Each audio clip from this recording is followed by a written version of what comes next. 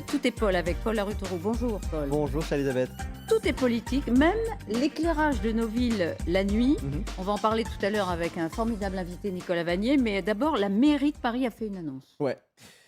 Elisabeth, c'est beau. C'est beau Paris la nuit, mais bientôt, il va faire tout noir. Anne Hidalgo a convoqué la presse hier pour faire des annonces, alors que l'été 2022 a été le plus chaud jamais enregistré en Europe et que la crise énergétique annoncée se confirme comme étant la plus importante depuis les années 1970. Alors comme à Berlin, Paris se prépare à prendre des mesures. On va adopter un plan d'urgence pour la sobriété. Il y a beaucoup d'éclairages sur lesquels on peut agir. Je pense à tous les éclairages ornementaux, l'hôtel de ville, les mairies d'arrondissement, des bâtiments publics qui sont éclairés.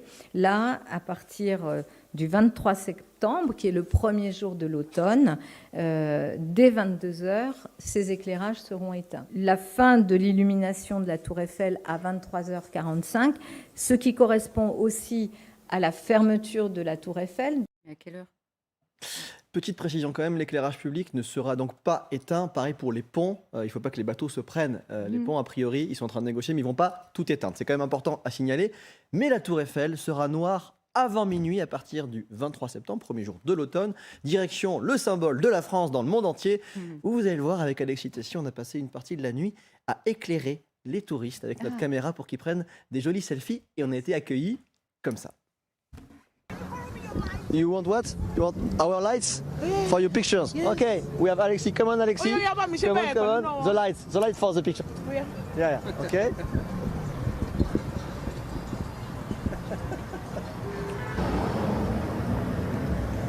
Lights. Eiffel Tower will be shut down 1 hour earlier than usually. Oh, why? Because of the global warming. Well, it's okay because it's for a good cause, so I think it's really okay. No, we didn't know this. At midnight, the Eiffel Tower will be all black. Oh, here we go. Oh wow! Yeah, it's the last day of these lights. Yeah. Enfin, c'est joli à voir, mais si on peut faire plein d'économies d'énergie en même temps, c'est une très bonne idée, je trouve ça encourageant. Faut pas utiliser autant d'énergie pour ça. Enfin, même c'est pas obligé d'être tous les jours, ça pourrait être certains jours par rapport par exemple aux magasins qui sont allumés toute la nuit aussi, faire une loi comme quoi ils devraient être éteints. Parce qu'au final c'est trop de consommation pour rien, parce que la nuit on passe, c'est joli entre guillemets, mais ça sert à rien en fait. Where are you from? We came from Russia. Russia. Really? Yes. Okay. Welcome in Paris, even if it's complicated with Russia right now. Very soon the Eiffel Tower will be shut down at midnight. Why? Because of the global warming. I think that environmental care about environment is that trend, and it would be fulfilled by more and more countries. C'est dommage. Pourquoi? Parce que c'est dommage, c'est quelque chose de beau. Ça fait partie du pays, quoi. C'est inutile de le faire venir plus tôt, quoi. La maire de Paris dit que c'est par sobriété énergétique. Ouais, mais bon, avec tout ce qui se passe, ça m'étonnerait, ça va économiser beaucoup. La Tour Eiffel, je la vois pas de chez moi, ça va pas changer quelque chose dans ma vie, c'est de l'économie d'énergie personnellement que je pense. C'est une économie d'argent aussi au passage. On a besoin d'économiser l'argent, on a besoin d'économiser l'énergie. Je vais pas me plaindre. Pour moi, ça me dérange pas. Que c'est bien pour nous tous. Pardon, je suis désolée, vous êtes vraiment trop belle, madame. Ah bon? Restez là. Emmanuel Macron a parlé de la fin de l'abondance. Nous vivons la fin de ce qui pouvait apparaître comme une abondance. Ça vous parle? L'abondance de quoi? On déborde de consommation partout pour tout, avec toutes les lumières allumées la nuit. Je pense que ça doit être ça l'abondance. Voilà, Ils réagissent bizarrement parfois avec vous, hein, oui, Paul. ce furent des réactions contrastées. Mais bon, merci, merci Alexis d'avoir éclairé tous les touristes. Par contre, bizarrement, je précise que les vendeurs à la sauvette de Tour Eiffel éclairée n'ont pas eu très envie de nous répondre, parce que c'est pas forcément légal, mais ils étaient très nombreux. Vous savez, les petites Tour Eiffel, là, ils étaient extrêmement nombreux. Bref, la Tour Eiffel n'est pas la seule visée, et nous avons pris rendez-vous cette nuit avec l'adjoint d'Anne Hidalgo chargé de la transition écologique. Je voudrais le remercier parce que nous sommes rendez-vous au pied du Sacré-Cœur. Il pleuvait, il est venu en vélo, donc merci d'avoir bravé la pluie. Et puis surtout, on avait une question, le Sacré-Cœur, vous savez, on le voit de très loin. Est-ce qu'ils veulent l'éteindre aussi? Réponse, ils ne peuvent pas, parce que ce n'est pas la mairie de Paris. On l'écoute. Bonjour. Comment allez-vous? Vous êtes venu en vélo sous la pluie? Je suis venu en vélo sous la pluie, ouais. Est-ce que vous allez l'éteindre, ce Sacré-Cœur? Alors, c'est pas nous qui pouvons éteindre le Sacré-Cœur, c'est l'archidiocèse. Est-ce que la mairie de Paris demande au diocèse parisien de couper la lumière du Sacré-Cœur à partir de 23h ou pas? Alors, on demande à l'État pour les monuments nationaux et aux propriétaires privés pour les monuments qui sont plus privés, par exemple comme le Sacré-Cœur, d'essayer d'atteindre le même objectif que nous, moins 10% de consommation d'énergie pour les bâtiments, et donc d'éteindre un peu plus tôt.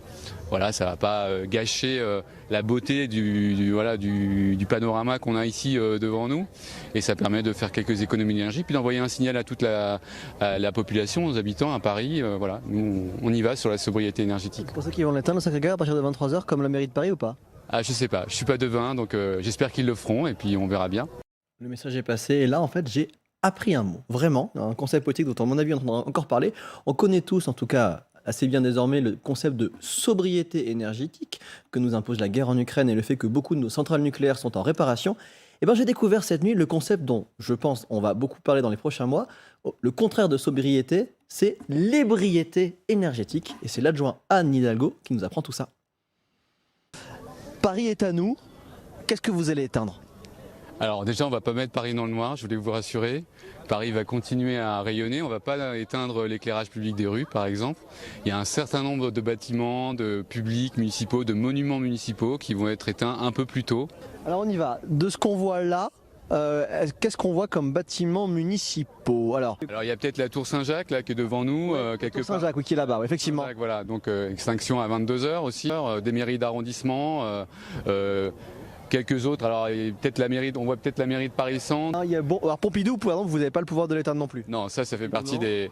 Nous, on va éteindre nos propres musées municipaux, voilà. Énormément d'immeubles de bureaux, donc ça, ce sont des propriétaires privés. Même chose, vous leur demandez, au nom de la fin de l'abondance et de la sobriété, de couper un peu plus tôt la mairie de Paris? La mobilisation sur la sobriété énergétique, elle doit être générale. La consommation des services publics municipaux d'énergie, c'est 4% du territoire parisien. 96%, c'est des hôtels, des bureaux, des commerces, des copropriétés, etc. Donc c'est aux acteurs économiques, aux entreprises de participer, de contribuer à l'effort. Ça doit être un effort qui est juste. Il n'est pas question qu'on baisse la température par exemple d'1 degré dans nos piscines et que de l'autre côté, il y ait de l'ébriété énergétique, du gaspillage énergétique. À Paris, je retiens quand même ce concept politique très intéressant, l'ébriété énergétique. On est ivre, c'est pas la fin de l'abondance pour tout le monde, c'est ça? Bah oui, quand on a vu cet été, par exemple, qu'il y a des commerces qui climatisent à fond la caisse, porte ouverte, on est dans un gaspillage énergétique phénoménal. Et moi, je pense que ces commerçants, ils se retrouvent en situation d'ébriété énergétique. Ils se rendent pas compte de la situation climatique. Ils n'ont pas pris conscience de ce qui se passe, qui est en train de se passer en ce moment, c'est-à-dire l'emballement climatique, l'emballement des émissions, et qu'on doit à tout prix éviter ce type de comportement qui est complètement irresponsable et qui est aberrant sur un plan environnemental. Je crois que le message est passé pour les terrasses chauffées cet hiver. Puis il y a un autre débat politique qui est connexe, qui est lié. Cette pétition, Monsieur le Président, éteignez définitivement les écrans numériques publicitaires. Là encore, la mairie de Paris semble soutenir ce combat. Il y a une pétition qui vient d'être lancée là aujourd'hui, qui est signée par beaucoup d'élus de gauche. Qu'est-ce que vous pensez de cette volonté d'éteindre tout panneau publicitaire? Il est important que la politique de sobriété énergétique s'attaque à la question des écrans publicitaires lumineux et numériques. C'est une question fondamentale. La maire de Paris est d'accord avec vous sur ce point? La maire de Paris n'a pas mis cette mesure dans le plan actuel, mais elle appelle à la mobilisation de tous les acteurs économiques. Vous savez qu'un écran publicitaire, c'est 4 fois la consommation d'un ménage par an. C'est dire s'il y a un enjeu autour. En plus, ce sont des publicités, donc c'est la logique de la surconsommation. Et on n'est pas dans une logique, aujourd'hui, on ne rentre pas avec le régime climatique qui va arriver dans ces logiques de surconsommation. Donc c'est vrai que la question des écrans publicitaires lumineux, elle va se poser. Voilà, merci pour toutes ces précisions. Merci à Laurent Bacca pour le formidable montage de votre micro-trottoir tout à l'heure avec quelques facéties. On accueille bien sûr tout de suite votre invité, Paul Arutoglu, c'est Nicolas Vanier. On est très heureux de vous recevoir. Bonjour Nicolas Vanier, vous êtes explorateur, auteur et réalisateur. Est-il besoin de le préciser? Bienvenue à vous sur le plateau de LCI. Bonjour. Merci beaucoup d'être là, monsieur l'explorateur. Est-ce que vous connaissiez, vous, ce mot d'ébriété énergétique? On invente toujours des termes parce qu'il faut faire le buzz, mais effectivement, c'est bien toutes ces questions là qui se posent, toutes ces réponses, même s'il y a des choses qui sont un petit peu anecdotiques, c'est des petits efforts qui s'ajoutent à des petits efforts qui vont faire qu'il va y avoir un gros effort. Effectivement, au-delà de ça, ce qu'il faut surtout, c'est placer de l'intelligence un petit peu partout pour effectivement plus éclairer des zones où il n'y a personne. Moi, j'ai supervisé comme ça la construction d'un écoquartier à la Défense. On a fait une économie de plus de 80% dans les parkings, dont on s'est aperçu qu'ils étaient éclairés la nuit alors qu'il n'y avait pas de voiture, qu'il n'y avait personne. Voilà, c'est un exemple. 80%. C'est vrai que... 80%. En l'éteignant la nuit. Mais oui, mais il y a un gaspillage énergétique, mais à tous les niveaux. Gaspillage de papier, quand on parle de disparition de la forêt. Gaspillage de nourriture, 10 millions de tonnes de nourriture par an en France. Voilà, partout, il faut faire la chasse au gaspillage. Moi, j'en ai marre, c'est d'entendre trop d'écolos. On va dire, les écolos parler de restrictions, punitions. Il faut déjà parler, voilà, effectivement, comme le disait Pierre Rabhi, sobriété, mais heureuse, quoi. Quand on a... éteint les parkings quand il n'y avait personne, ça n'a rendu personne malheureux. C'est vrai que la chasse au gaspillage, ça renvoie au surplus. Bien au contraire, parce qu'on a fait beaucoup d'économies d'argent qu'on a placé ailleurs. Et du coup, on a fabriqué des potagers où les gens se retrouvaient, allaient prendre des tomates. Voilà, je pense qu'il faut plus parler de positivité, de tout ce que ça nous apporte de mieux vivre que de régler effectivement tous ces problèmes. On vous connaît évidemment avec ces images de vous sur des traîneaux tirés par des chiens à travers le grand désert. Ça fait des années que vous dénoncez le manque d'action des politiques. Est-ce que vous pensez que ça y est, il y a enfin une prise de conscience avec notamment, c'est anecdotique mais c'est symbolique, cette décision d'Anne Hidalgo? Moi, je ne fais pas partie de ceux qui disent « il faudrait qu'il fasse quelque chose ». Alors, c'est les gouvernements, etc. On sait aujourd'hui que voilà, la situation internationale, elle n'est pas à l'entente. À problème mondial, il faut une réponse mondiale. C'est un problème mondial, le réchauffement climatique, l'épuisement des ressources naturelles. Donc les politiques, vous savez, ils sont contraints. Imaginons qu'aujourd'hui, on prenne toutes les dispositions qu'il faudrait prendre. On plongerait la France dans un marasme économique parce qu'on n'imposerait pas aux autres pays les mêmes contraintes. Et donc, on serait plus concurrentiel. Les choses ne sont pas si faciles que ça. Donc je pense qu'il faut prendre conscience que celui qui peut vraiment changer la donne, celui qui détient le pouvoir aujourd'hui, c'est le consommateur. C'est lui qui peut... C'est nous qui pouvons pénaliser tous les produits énergivores qui vont bientôt, avec Noël qui arrive, tous ces produits suremballés. On va manger des fraises en plein hiver. Tout ça est devenu plus possible, aberrant. Et le consommateur, il a ce choix d'arrêter de bouffer des fraises en hiver, parce que c'est criminel de le faire, alors même qu'on nous annonce, c'est pas moi qui le dis, c'est les experts du JS qui nous annoncent pour dans 10 ou 15 ou 20 ans, effectivement, des phénomènes d'emballement que je connais bien, qui vont se mettre en place, notamment dans l'Arctique, qui vont être catastrophiques. Ce qui s'est passé cet été, mais c'est rien du tout. Mais c'est rien du tout. Le réchauffement, les incendies, c'est rien? Mais c'est terrible de le dire, mais malheureusement, c'est rien au regard de ce qui nous attend pendant 15 ou 20 ans si on ne change pas. C'est pas une raison pour pas se mouvoir et pas se mobiliser. Et quand je dis rien, je mesure la détresse de ceux qui ont été victimes de ces feux, etc. Mais il faut, c'est pas moi qui le dis, encore une fois, c'est des gens qui sont dotés de moyens extrêmement importants aujourd'hui, qui sont tous ces scientifiques, qui nous font des simulations, des anticipations qui sont incontestables, incontestées. Et qui nous disent que ce qui s'est passé cet été, qui nous a touchés durement, certaines personnes de façon terrible, eh bien, ça va être multiplié par 10, par 20. Est-ce que vous gardez une note d'espoir quand même pour un aventurier, un explorateur? Les étoiles, c'est important. Est-ce que vous pensez qu'un jour, on reverra les étoiles dans Paris? Est-ce que vous le souhaitez? Je le souhaite du fond du cœur. Je pense effectivement qu'il y a une véritable prise de conscience. Maintenant, je dis souvent, les ours polaires, ils s'en foutent de notre prise de conscience. Ce qu'il faut, c'est que ça se traduise dans des actes. Donc, on commence, effectivement, votre reportage le montrait, qu'il y a une prise de conscience, qu'il y a des changements. Il faut que ces changements, ils aillent plus loin, parce que c'est un véritable changement de paradigme qu'il faut. Et encore une fois, insistons sur le fait qu'en mettant en place ces changements, on va mieux vivre, plutôt que moins bien vivre. Quel regard vous portez sur la jeune génération, Greta Thunberg et compagnie, qui sont dans la culpabilisation? Pour eux, c'est un levier indispensable. Il faut attaquer, même parfois, il faut prendre en otage certains lieux. Vous êtes d'accord avec ce mode d'action ou pas? Déjà, je pense qu'il faut entendre ces jeunes qui nous disent c'est bien beau de nous dire de préparer notre avenir en allant à l'école, mais quel avenir quand on voit l'accroissement de la dette, quand on voit le monde qu'on va leur léguer. Après, il y a différents moyens qui sont utilisés, qui sont pour certains contestables, mais je trouve qu'il faut entendre ces jeunes. On n'a pas le droit de ne pas le faire. Votre roman, c'est Le Monde à l'envers, c'est l'histoire d'une famille qui va s'installer dans le Morvan après une terrible pénurie, une forme d'apocalypse. S'il vous plaît, dites-nous que c'est qu'un roman. Mais je viens de vous écouter, j'ai l'impression que vous n'allez pas penser que c'est un roman. La première partie du livre, je l'ai écrit parce que je ne veux pas que ça arrive. Mais c'est inévitable si on continue sur la même trajectoire. C'est inévitable. On consomme en 8 mois ce que la Terre produit en 12. On ne peut pas continuer comme ça. Est-ce que vous considérez comme un collapsologue? Est-ce que vous pensez au grand effondrement, l'effondrement dont on entend beaucoup parler également? C'est pas l'apocalypse que vous décrivez là?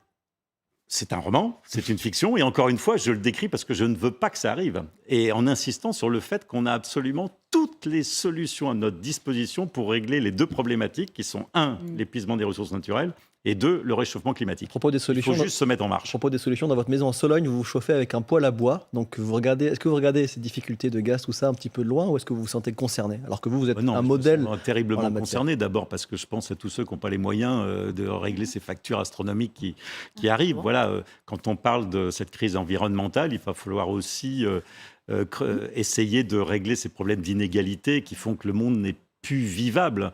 Donc, bien sûr que j'ai cette chance d'être entouré de forêts et de pouvoir me chauffer au bois, mais beaucoup n'ont pas cette chance. Donc, effectivement, il faut qu'on mette en place, encore une fois, vous savez, en Sibérie, on chauffe avec un petit morceau de bois, de grandes cabanes, alors qu'il fait moins 50 dehors.